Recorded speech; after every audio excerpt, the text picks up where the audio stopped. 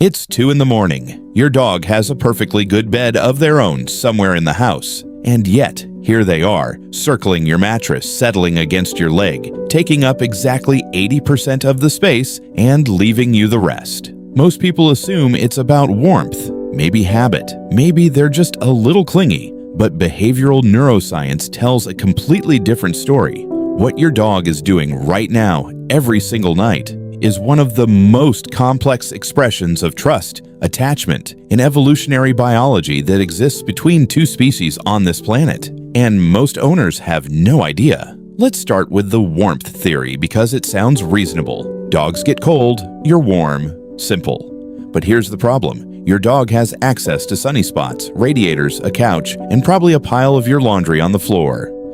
If warmth was all they wanted, they have options. So why do they keep choosing you? Because sleep is the most vulnerable state any animal can be in. Every instinct in your dog's brain, instincts inherited from thousands of years of predator-prey dynamics, screams at them to find somewhere hidden and safe when they're unconscious. And instead, they walk past every quiet corner in your home and climb next to a human 15 times their size. That's not about temperature. Researchers at Eötvös Loránd University in Budapest adapted the same attachment test psychologists used to study human infants, Ainsworth's strange situation procedure, and applied it to dogs. The result?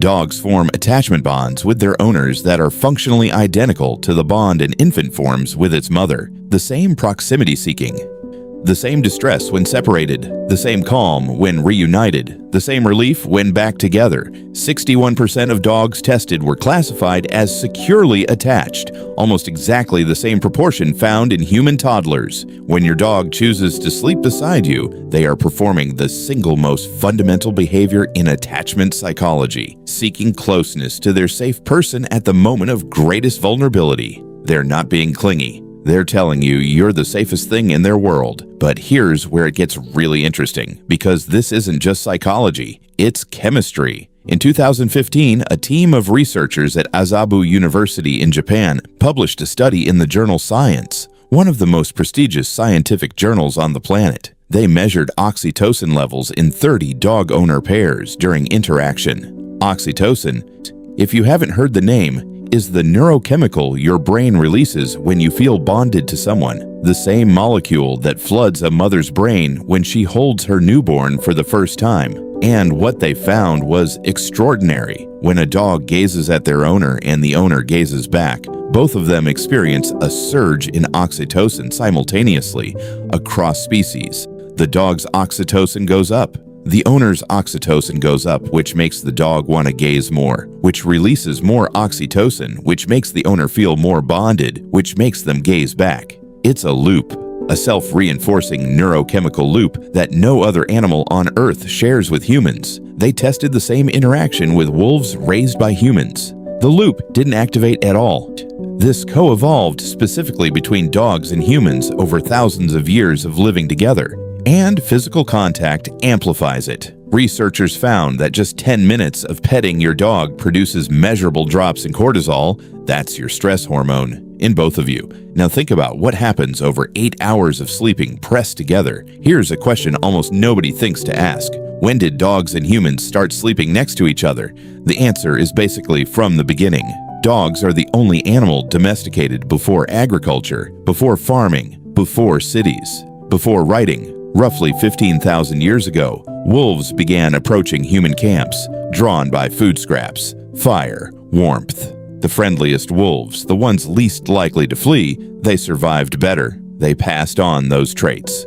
Generations later, they weren't wolves anymore. In Germany, archaeologists found a burial site dated to 14,000 years ago. 2 humans interred together and 2 dogs beside them. But the detail that changes everything is this. One of the dogs had survived severe canine distemper, a disease that kills within 3 months. The dog had been in intensive care for over 5 weeks. Someone had nursed that dog through its illness 14,000 years ago. These weren't just working animals, they were family, and that's not accidental. Geneticists have discovered that domestic dogs carry unique genetic insertions in a region of chromosome 6 associated with extreme friendliness and human-directed contact seeking. Wolves don't have them. Dogs were literally shaped at a genetic level to want to be near us, to sleep near us, to bond with us.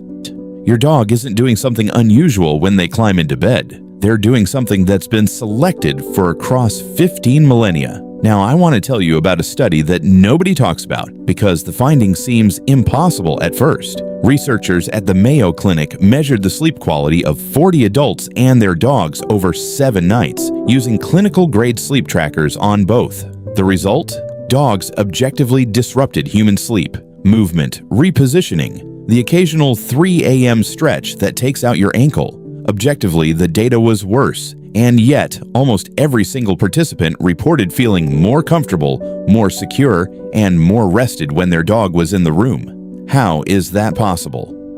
A researcher at Canisius College surveyed nearly 1,000 women and found that dogs were rated as less disruptive than human bed partners, more comforting, more consistent. Her follow-up study used motion trackers to find the cause. Owners were waking up briefly every time the dog moved, but they almost never remembered it in the morning. The physical interruptions were real, but the felt experience of safety was stronger than the disruption. And this is where it gets deep. Because it turns out that the psychological benefit of sleeping beside a trusted companion, of having a warm, breathing presence that your nervous system recognizes as safe, might be more important to restorative sleep than uninterrupted darkness and silence. We spent most of human history sleeping in groups. The isolated solo bedroom is the exception, not the rule. Maybe your dog isn't ruining your sleep. Maybe they're restoring something more ancient than sleep hygiene. A 2024 study out of the University of Jyväskylä in Finland monitored the heart rate variability of 30 dog owner pairs across 6 different conditions. Heart rate variability, HRV, is one of the best measures of how your autonomic nervous system is functioning. High HRV means you're relaxed and regulated. Low HRV means your stress response is activated. And what they found was this. During every condition measured, dogs and their owners showed correlated HRV patterns. Their nervous systems were in sync. When the owner was calm, the dog was calm. When the owner was stressed, the dog's autonomic state shifted, and the synchronization was strongest during rest. They tested the same thing with dogs and unfamiliar humans. No synchronization at all. This only happens within bonded pairs. What this means is that sleeping beside your dog isn't just a psychological comfort, it's a neurological event. 2 separate nervous systems from 2 different species co-regulating each other through the night. There's one last thing I need to tell you, and it might be the most important part of this video. If your dog has been sleeping beside you for months or years, and one day they stop, don't brush it off. 652 dogs are creatures of habit. When a deeply established behavior disappears overnight, there's always a reason. Sometimes it's environmental, a new pet, a new person in the house, a shift in your schedule. Dogs are exquisitely sensitive to changes in their territory. Something that feels minor to you can feel seismic to them, but sometimes it's physical. Veterinary researchers have found that changes in sleep location are one of the earliest behavioral signs of pain, appearing before limping, stiffness, or any obvious physical symptom. A dog who stops jumping onto the bed, 720A, dog who stops jumping onto the bed, might not have suddenly decided they prefer the floor. They might be hurting. And in older dogs, disrupted sleep patterns are the hallmark symptom of canine cognitive dysfunction, the dog equivalent of dementia. It affects an estimated 35% of dogs over 8 years old. So if the nightly ritual changes, pay attention. Your dog doesn't have language. Behavior is the only way they can tell you something is wrong. So the next time you wake up at 3 a.m. with exactly 6 inches of mattress and 80 pounds of dog pressed against your legs, remember what's actually happening. Your dog chose you. Not the couch, not the floor, not the warm patch by the radiator. You. Because 15,000 years of evolution, a neurochemical loop that no other species shares with us, and an attachment system built to mirror the bond between parent and child, all pointed at one thing.